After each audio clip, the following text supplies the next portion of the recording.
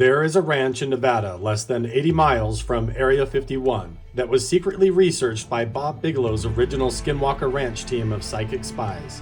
For decades, while simultaneously researching Skinwalker Ranch, the NIDS team was searching for the lost entrance into a giant cave system of ancient alien artifacts. An abandoned alien mining operation leading to a 500-foot underground pyramid hiding a UFO nicknamed the Mount Wilson Manta Ray. For thousands of years, indigenous people have known and protected its secrets. For decades, top-secret government teams, even before Ronald Reagan's Star Wars program, were scouring the ranch attempting to recover the metamaterials, biological material, and ancient unknown artifacts, and were stopped by an explosion of paranormal activity. Animal mutilations, alien abductions, poltergeist activity, moving orbs of light and shadow figures, strange glitches in time, and the ghost of a Native American shaman appearing along with 3 extraterrestrial beings who protect the land. Now, new leaked whistleblower evidence has confirmed the truth behind these local legends. New ancient artifacts are being discovered, and mysterious energy is transmitting from the meadow, and an undiscovered tunnel entrance has been found. Independent researchers, scientists, archaeologists, and Native American historians have joined me, Carl Crusher, to uncover the truth. We are on a mission to find the lost entrance into the underground and uncover the real mystery of Mount Wilson Ranch. Focus our energies. The lower meadow and the mine area. So we've been very focused on the mine area, which is where we saw these potential entrances into the tunnels that we suspected in the area. So with both Mine 1 and Mine 2, we actually turned to blasting. We actually started using shaped charges to blast both mines. In the middle of a snowstorm. Well, it's snowing, isn't it? How did that go? We could not get deep enough, but with all of our blasting and all of our excavating, Mine 1 looks like it was the older of the 2 mines, potentially the less interesting mine, because it looks like it was naturally filled. Mine 2 gave us a lot of pause, because it looked like it was intentionally filled. Okay. And our question became, why would anyone take the time to fill a hole? If it was a non-productive mine, You would just leave it. And who filled it in? Who and why? Did Bigelow do it? Or was it done 100 years ago, 1,000 years ago? Right. now all of this, like I said, is at the mines themselves, but the same land mass actually flows down to something called a lower meadow. And then we took it to the magnetometer, and this is what our magnetometer showed us. Oh, look at that. This square area here, this is the lower meadow. That's clearly artificial. That looks like a phased array. Sure does. Looks like a phased array antenna system built under the ground. You see where I'm going with this, Eric? Mm-hmm. We've heard rumors that certain low frequencies in that range could be used to not only detect UAPs, but possibly even take them down. But I never knew them to bury them. They were always on the surface. Like a low frequency beam or something? Well, just phased array radar. The rumors that is actually radar that brought down the Roswell thing, assuming it was real. You know, I don't have any evidence one way or the other, but my point is that's just another one of the stories we've heard that kind of fits in the why Bigelow would have been interested. Right. But if Bigelow would have found that, he would have stayed. That's what I thought too. Unless somebody told him to get to get out. I mean, it makes me wonder now. I mean, I hadn't thought about it this way. What test did he carry out in the lower meadows specifically, since that's where we got such intensely strange readings? Right, it's hard for me to believe that he would sell this ranch if he found this type of data. Yeah.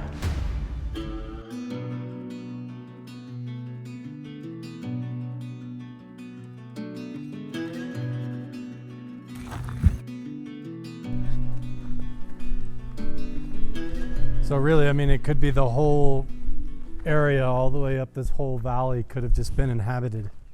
The evidence speaks to that. There's probably breaks. Yeah. But, you know, it's so, but yeah, it could be one big one, depending on how we go and find them. Seems to point that way. Yeah, All the definitely. evidence seems to lead that way.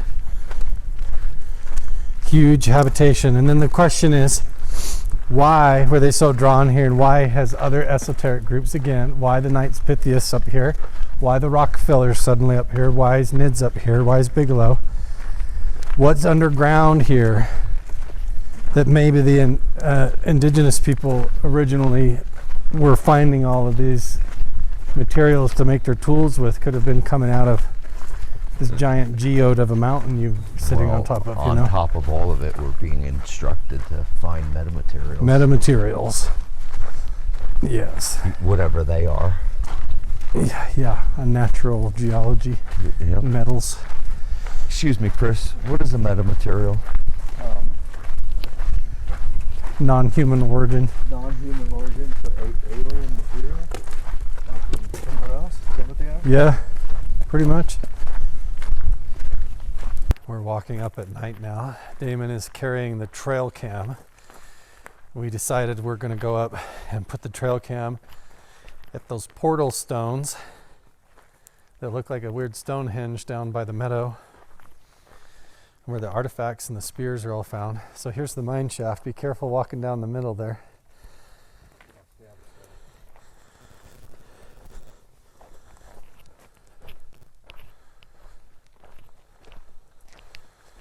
And down here's where this MWR is.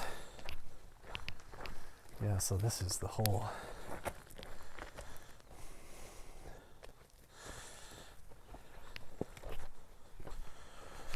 It's weird to be walking right over the top of it knowing there's a mine shaft going down there.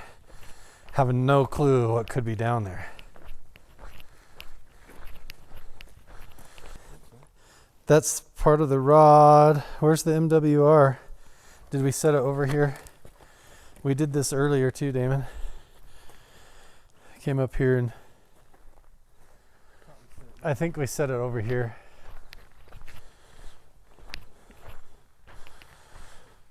Yeah, it's right here. Here it is.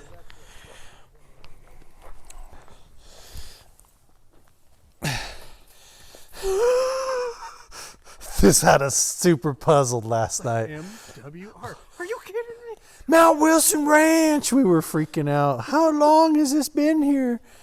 But it's medium rare. Well done. Is what you guys saw online, weren't they all separate ones? No. They There was a look couple just like like that this with a that wooden rotates. wooden handle. Vintage. Okay. Vintage. So get it hot and Vintage Yeah. steak brander. Steak and are- hamburger branding. Yeah. Now we are walking up through the flake zone at night where the shaman sightings all occur out here. Right out here is where Jeff found that white knife blade. We're right in this area? Kind of in this area, yeah. Actually right over in the trees here. Yeah, he's sitting down and found it. Oh, the traffic? Yeah. I think it's just up here to the right a little bit more, yeah.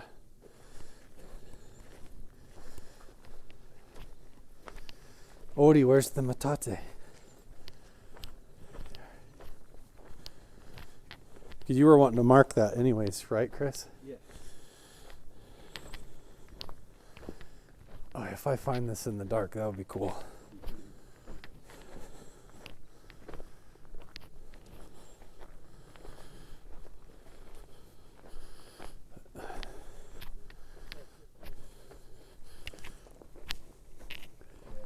That it? Did I walk almost right to it? I turned left. Ding. So you might be able to put your light. So cool. Man, you can definitely feel it. It's just smoothed off this way. My camera's struggling to see it, but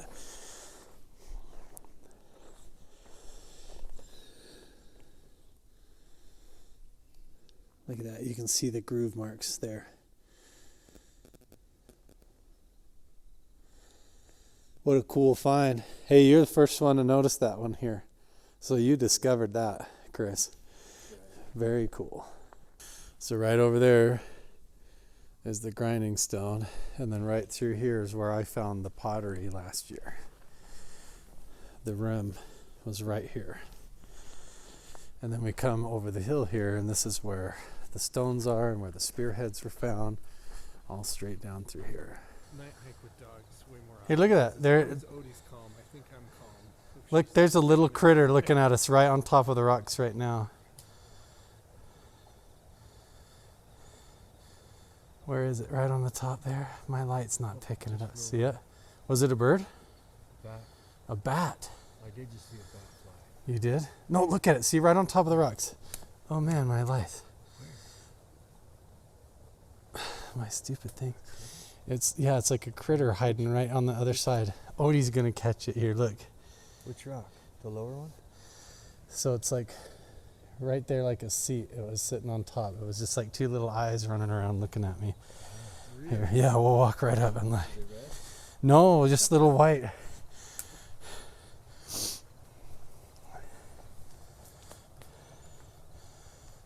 God, I can't see anything hardly. There we go.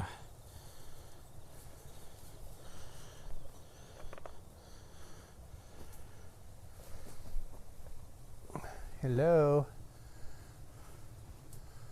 Yeah, it was just like a little critter right here looking at us. We're right in between the boulders here, so.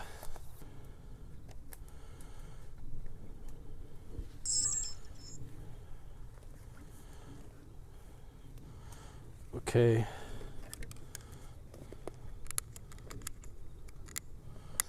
Okay, there we are.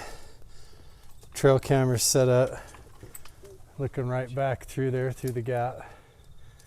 Probably gonna catch Odie right now, so I think we're good. Sweet. I just go out this way.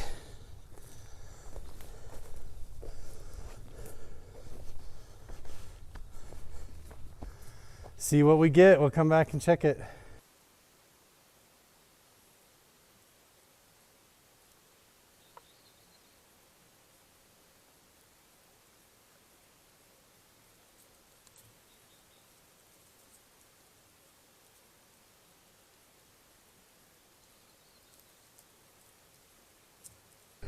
Again, you're going to be able to pinpoint this stuff much better than I. This is where I was told is definitely the heavy telltale. This was the spot. Oh, did you want to go look at that grindstone again, or what did you call it? We did find it last night and worked it in the dark. Perfect. Yeah, we should check it out on the way back. For sure. Oh, maybe there'll be some new stuff today. Yeah, I think there definitely will be. Good morning, everybody. It's the next day. Damon had some weird experiences in his dreams or whatever last night. Do you want to tell everybody, or is it private? No, I woke up in the middle of the night feeling some kind of weird, I thought it might have been the beginning of an earthquake, but it wasn't that strong, just some weird vibration type stuff. And then I heard a little kid in a British accent say, "Hello!" Hello! That's a weird one. I didn't respond, and it was pitch black in my room, so I didn't see a dang thing, but that's what happened. Yeah. Spooked me a little bit, and then I fell back asleep, so. Nobody else really had any incidents last night, just the the weird little hello voice came out, woke him up. But we're on our way now to go past the trail camera. We're gonna leave it set up and head up the hill to the Shaman Cave and let Chris, the archaeologist, check it out. So we've been finding all kinds of validating artifacts and flaking evidence, arrowhead bits and parts, and it's all been really amazing to have Chris up here helping us identify everything. So we're not crazy. All of our guesses so far have been pretty much on the money, right? So far so good. I'm excited to see what you think up on the mountain. We got the medicine wheels. We could try to find the ceramic bedpan. I did bring the aircraft antenna back up. I got to give back to you to put in the museum, but who knows? We might find all kinds of weird stuff the mountains just spits out on us. The big circle where they used to set up a giant teepee, apparently, and then they would have all little campsites around the teepee and hang out here. Youth clubs and Boy Scouts and church retreats.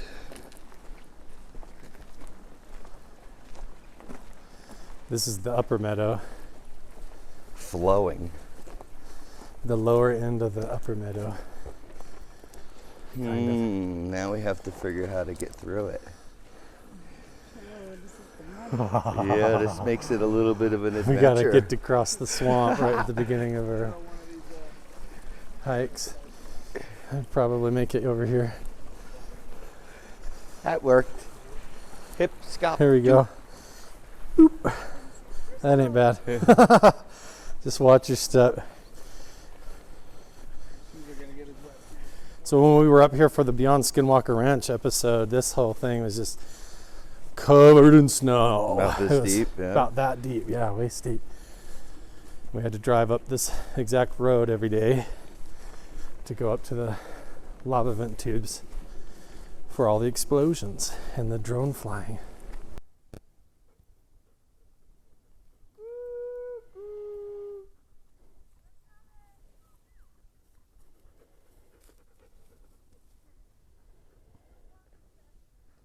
Doesn't look like it, but this is the original spot where we were filming the Beyond Skinwalker episode out here in the snow. Looks a little different, does it not? It does look different, yeah. Over here, up on the hill, was where we staged up and did some dynamite setup. And then when we hid and set it off for the final stuff, I think was right up over here. Yeah, we can maybe go up there and check it out. Well, that's where we sat for the... Oh yeah, for the final one was yeah, back clear the back big- here. Yeah, you're right. It looks way different out here now. Have you been out here since? Nope, not out this way. I didn't think so. No, Oh, you I haven't seen the... I haven't even seen the lava vent oh. tubes, nothing. Since then, yeah. Totally different. Way different. Oh, yeah. The mineral content in that... Right in that first hole. Again, going deeper down now. Really? That edge wall. Yeah. The hanging wall with the big boulder. Yeah. Part of it that they, kind of edited out of the episode was all the volcanic ash coming out of that hole and the weird crystal geology and the agate coming out of that hole. It's totally filled in, but I think the main entrance we found up there behind your house by the meadow, even closer to home than we thought. Yeah, it could. This side could Like be different Bigelow than that loves to side. say, right under your nose. Yeah. Yeah. Right? Wild. Yes, very wild. Here's Jeff's backhoe tracks right here. Under the snow and all, imagine. Yeah. It's pretty wild that they showed us digging out the hole, but nobody knows how much that was a whole day job, The effort to get a See, look at this. tractor that with the front wheel drive not working correctly up a hill. The whole day was a challenge, even trying to keep the backhoe on the road right Yep. so you didn't slide off the hill. But It was all a once big- again, we did get it to the hole. It was a big adventure. We- The yeah. hole's right there. Oh shit! Oh, there's something totally different. Really? Yeah. Well, so there's an idea. It's same as with the other hole. Yeah, so see all these big chunks are all blasted out. Notice the pile here is all volcanic ash. Right? There's That a we scooped surprise. Like, look at how much out. ground. Whoa, yo! That boulder's like sunk and fell over. But look at it. The hole's full of water. Is the bottom Completely line. full of water. Look at that. Holy smokes. Wow. What the what?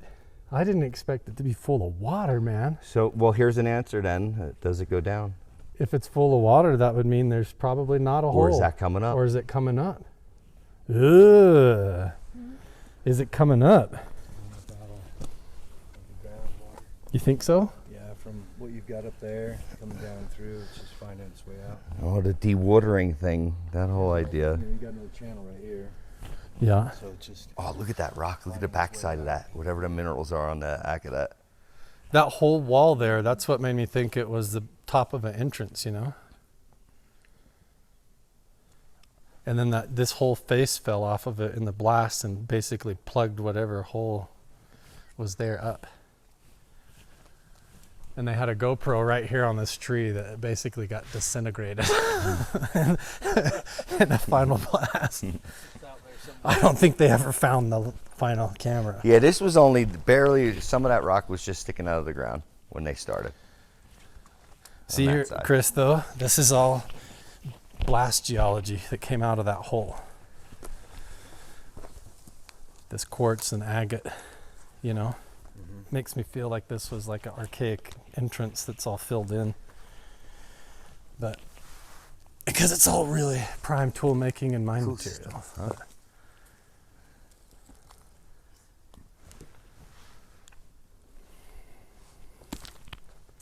There's little layers in that stuff. Yo, I did not expect this to be full of water. No, myself, neither. You know, last few times they came up here, there was no water. The other one had water with the with the melt off. Yeah. And that was where I was doing the same thing. Like, wow, that was quick. And there was water in there. This one had no water the whole time. I was down in there multiple times. Look at this. Pretty wild. Like Look you at said, this that's whole squeezing rock. out of the earth, coming down through an open hole. Because that was not there. There's been no snow since that actually came into there. So that's groundwater. That's pretty neat. Huh. Look at how much higher we are than the lake and the other water. Yo, you got tadpoles in there. Is that what those things are? There's tadpoles. Thousands of tadpoles in there. Oh, weird. The frog people are here. Oh, no. Well, I mean, they're either up here laying eggs in this at night or they're coming up from underground. Or is it mosquitoes? Like, you know, Blind Frog Ranch, how they come up? It could be that's larvae. right. They opened that pocket and all those frogs came out from the underneath. Hey, look at this rock. Wild, man. The snow runoff is revealing all kinds of stuff. Look at that geology. Holy hell. That is weird. There's what we need to find, a big open pocket like that. Look at that. It's like alien honeycomb looking crap. That's pretty neat. Right in there. This is all crystalline. This is all like quartz. That is weird looking.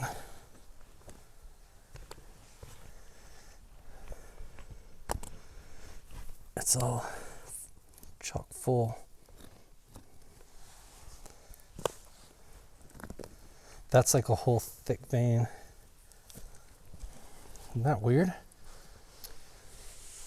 It almost looks like biological matter got petrified or infused in it or something, like plant material. Or almost like iron oxide stuff. I don't know what that is. Volcanic pockets of air and stuff too. Bubbles. Bubbles.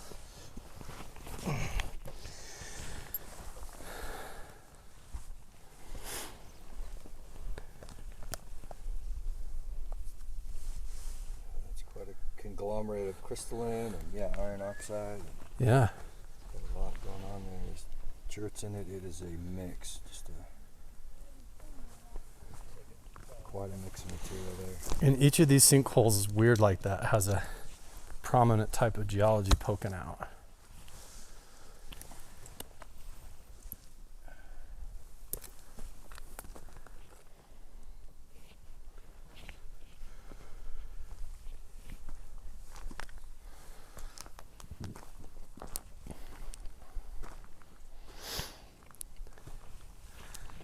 I don't know, man.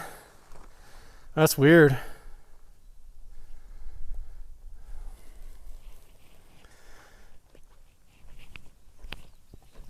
I'm gonna try to get a little closer. That's a strange one. So that's not melt off. That's melt. That's up. Not totally ruining my day. Yeah. Yeah, not much of that's been there a while. Look how bugs. Is that larvae? Well, in the last time I water? was here, that hole was dry, and I was in behind that boulder, Those could be larvae. and the snow was basically gone. Yeah. The other hole had water. Just from rain last Bot flies. I don't. Botfly No larvae. way. Mm-mm. Those look like larvae more than tadpoles, the way they're moving sideways like that.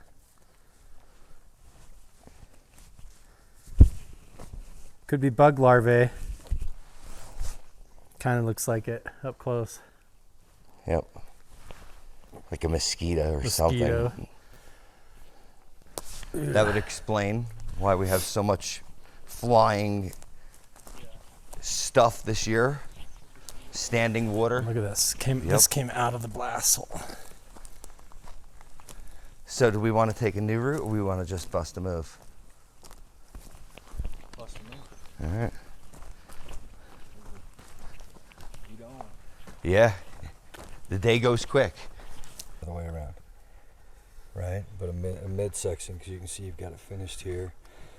Maybe Just found this on the ground. maybe it was this. In Chris's footstep. Yeah.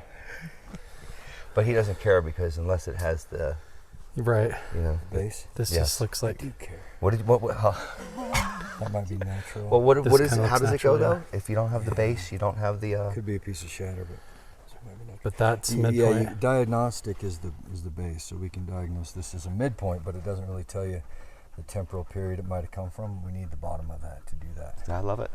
But That's why the bottom of the one last That's night why I love was it. I actually significant. learned something just like that. a little bit missing on this side. You got a finished edge over here though. So What do you think people watching this video who go out and hike for the first time and they come across this, let's say on their own land, their own private land, and then we can talk about if they're on like BLM or public, and maybe as I'll walk by you and you can explain some of that as we walk a little bit. Would that be cool?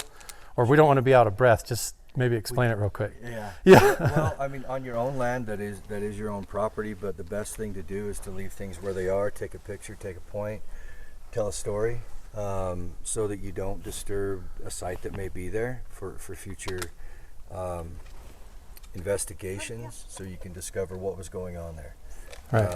On public lands, you want to do the same thing for anything in the future to provide information for learning prehistory and telling the story of what was going on in a certain area.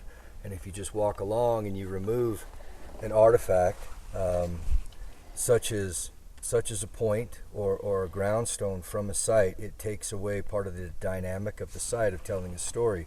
So if someone were to come along and all the points are missing, then the diagnostic of telling that period and what was happening at that site goes away.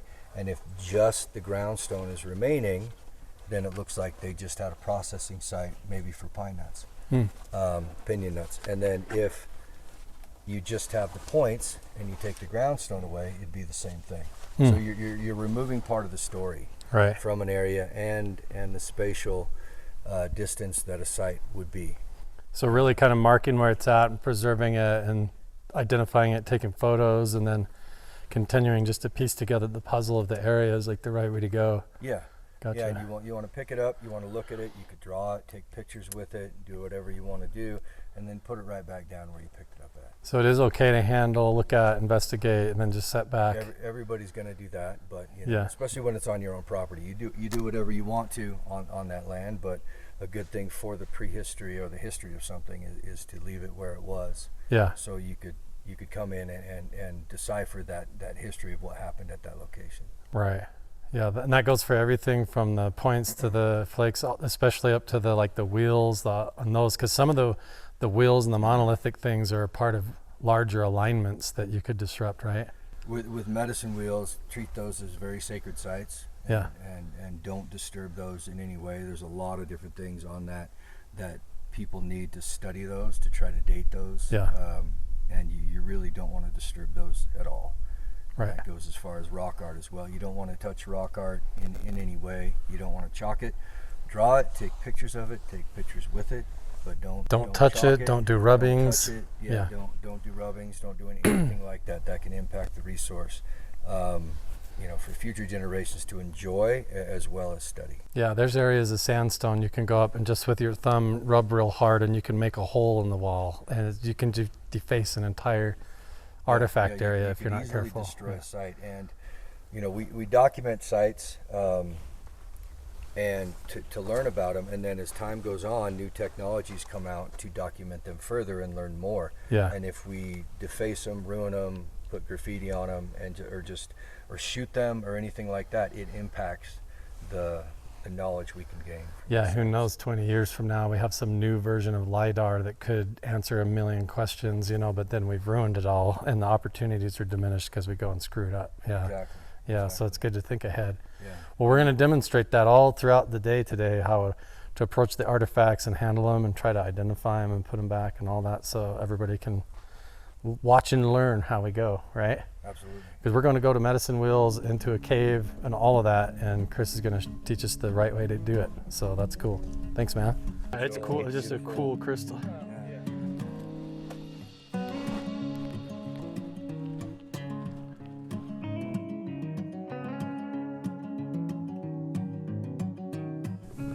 That goes way in there, yo.